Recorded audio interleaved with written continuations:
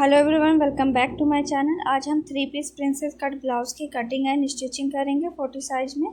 तो यहाँ पे अस्तर और मेन फैब्रिक ले लिया, उससे डबल फोल्ड करके अच्छे से सेट करते हुए बिछा लेंगे। बंद भाग अपनी साइड रखेंगे और यहाँ से हम अस्तर को सीधा कर लेंगे। सीधा करने के बाद ब्लाउज़ की लेंथ लेंगे, तो जितनी भी ब्लाउज़ की लेंथ हो उसमें 1 इंच प्लस करके लें। यहाँ पे मेरी रेडी लेंथ 14 इंच है, तो मैं 15 इंच पर निशान लगाऊंगी और ऐसे निशान लगाते हुए सीधा कर लेंगे। अब शोल्डर की मार्किंग करेंगे, तो यहाँ पे मैं 6 इंच पे शोल्डर ले रही हूँ और आर्म होल भी हमारा 6 इंच पे रहेगा। तो ऐसे सारे पॉइंट को मिलाते हुए सीधा कर लेंगे। सीधा करने के बाद हम आर्म होल की गहराई देंगे, तो यहाँ पे मैं 1 इंच पे निशान लगाऊंगी और निशान लगा के हम अपने आर्म होल की गहराई दे देंगे। चेस्ट की मार्किंग करनी है, तो जितना भी चेस्ट है उसको 4 से डिवाइड करें और 2 इंच हमारा मार्जिन होगा। तो सेम इसी तरीके से करते हुए हम निशान लगा लेंगे। निशान लगाने के बाद सारे पॉइंट को मिलाते हुए हम यहाँ से सीधा कर लेंगे। सीधा करने के बाद हम अपने नेक की विड्थ रखेंगे, तो यहाँ पे मैं 3 इंच पे नेक की विड्थ रखूँगी। तो 3 इंच का एक निशान लगाएंगे और लेंथ हमारी 6.5 इंच रहेगी। तो ऐसे निशान लगा के 3 बाई 3 का हम एक बॉक्स तैयार करेंगे और यही हमारी नेक की शेप रहेगी। अब यहाँ से हम ब्लाउज़ की लेंथ बढ़ाएंगे आधा इंच। फ्रंट पार्ट है तो आधा इंच का निशान और लगा लेंगे, 15.5 इंच हमारा टोटल ब्लाउज़ की लेंथ हो जाएगी। ऐसे निशान लगाते हुए हम सीधा कर लेंगे। अपने तीरे का निशान लगाएंगे, तो 3.5 इंच पे दोनों साइड 3.5 इंच का निशान लगाते हुए इसे भी हम यहाँ से सीधा कर देंगे। सीधा करने के बाद हम अपना अपेक्स पॉइंट का निशान लगाएंगे। तो 40 साइज है तो 10 इंच हमारा अपेक्स पॉइंट होगा और 3.5 इंच पे यहाँ पे हम अपने प्रिंसेस का शेप देने के लिए लगाएंगे। तो दोनों पॉइंट को मिला के सीधा कर लेंगे। सीधा करने के बाद हम 2.5 इंच पे टक्स की गहराई देंगे, तो यहाँ पे आप 2 इंच भी ले सकते हैं। मैं 2.5 इंच पे निशान लगा रही हूँ और निशान लगाते हुए हम अपने प्रिंसेस कट का शेप दे देंगे और शेप दे के पूरा कंप्लीट कर लेंगे।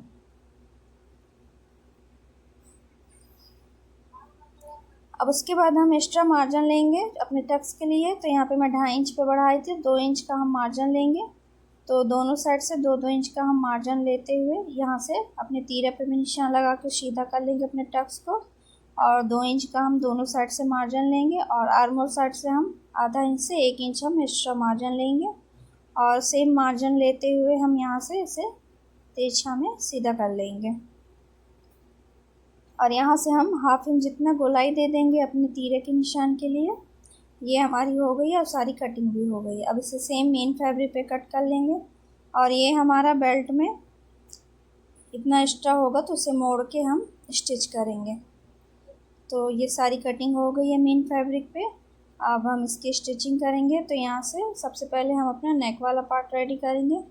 तो सेम मार्किंग के ऊपर ही हमें इसे कट करके निकालना है। तो आप चाहें बकरम का भी उपयोग कर सकते हैं। तो यहाँ पे मैं बिना बकरम का बनाऊंगी। तो मार्किंग के ऊपर कट करते हुए डायरेक्ट हम मेन फैब्रिक पे सीधे साइड रखेंगे अपने अस्तर वाले फैब्रिक को और नेक तैयार कर लेंगे। तो अच्छे से सेट कर ले। सेट करने के बाद आमने सामने हम सीधे साइड हमारा ये मेन फैब्रिक होगा और अस्तर को हम सीधे साइड में रखेंगे और अच्छे से सेट करते हुए सबसे पहले हम नेक की फिनिशिंग देंगे यहाँ पे। तो ऐसे रखते हुए हम स्टिच करेंगे।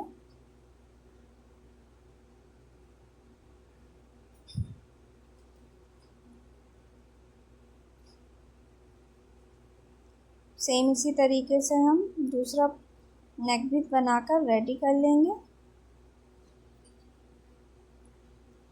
तो ये हमारी स्टिचिंग हो गई है। अब मेन फैब्रिक हम 1/2 इंच जितना मार्जिन छोड़ते हुए इसे कट करके निकाल देंगे और अपने नोक में हम छोटे छोटे से कट लगा देंगे जिससे पलटने में हमारी फिनिशिंग अच्छी है।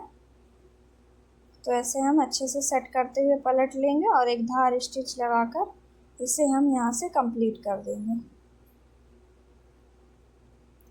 तो आप अच्छे से सेट कर लें। सेट करने के बाद पूरा नेक को तैयार कर लेंगे।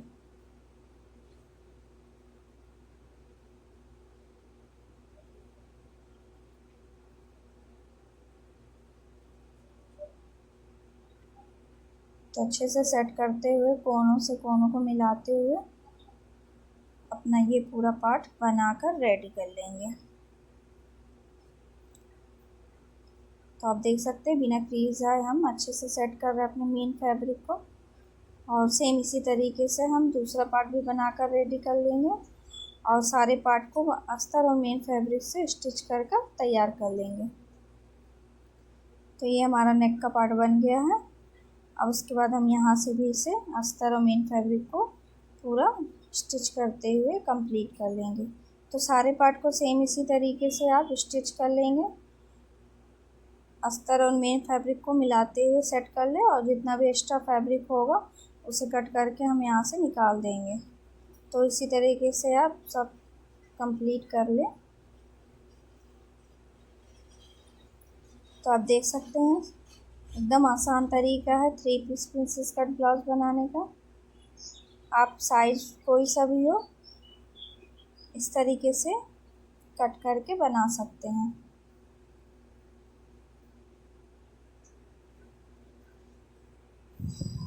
तो बिना क्रीज आए आप अच्छे से अस्तर और मेन फैब्रिक को स्टिच कर लेंगे।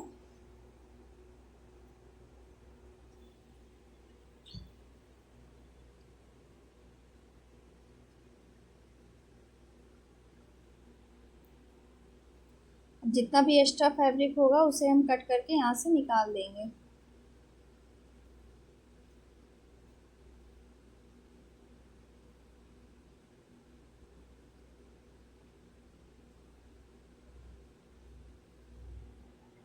तो ये हमारा ये पार्ट रेडी हो गया। सेम इसी तरीके से आप दूसरा पार्ट भी बनाकर रेडी कर लेंगे। अब हमारा ये प्रिंसेस वाला पार्ट भी मैंने अस्तर और मेन फैब्रिक को जॉइंट कर लिया है। इसमें हम पाइपिंग अटैच करेंगे। तो यहाँ पे मैं डोरी पाइपिंग अटैच कर रही हूँ। तो ऐसे रखते हुए हम पूरा स्टिच करते हुए डोरी के किनारे किनारे से स्टिचिंग लगाएंगे और अच्छे से सेट करते हुए हम पूरी डोरी पाइपिंग इसमें अटैच कर लेंगे।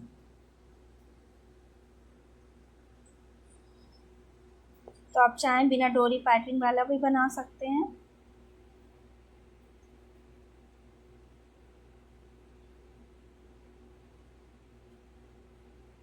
तो ये हमारी डोरी पाइपिंग लगकर तैयार हो गई है। अब इसमें हम स्टिचिंग करेंगे। तो ये अपना दूसरा वाला पार्ट लेंगे और उसे अच्छे से सेट करते हुए जो हमारी स्टिचिंग है स्टिचिंग के ऊपर ही हमें स्टिच करना होगा। तो आर्म होल साइड से रखते हुए स्टिचिंग के ऊपर ही पूरा स्टिचिंग करते हुए इस पार्ट को भी रेडी कर लेंगे और सेम इसी तरीके से हम दूसरा पार्ट भी बनाकर रेडी कर लेंगे। तो अगर आपको ये वीडियो पसंद आए तो please like share comment subscribe ज़रूर करें ऐसे ही वीडियो के लिए।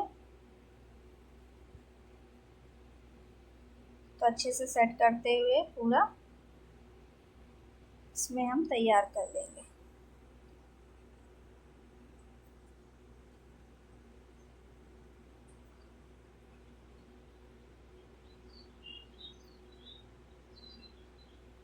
तो ये हमारी स्टिचिंग हो गई है। आप देख सकते हैं कितनी फिनिशिंग से। अब इसमें हम अपना बेल्ट वाला पार्ट जॉइंट करेंगे। तो हम अपना बेल्ट भी बनाकर रेडी कर लिए हैं और उसे ऐसे रखते हुए अच्छे से सेट करते हुए इसमें 1/2 इंच जितना मार्जिन लेते हुए पूरी स्टिचिंग लगा देंगे।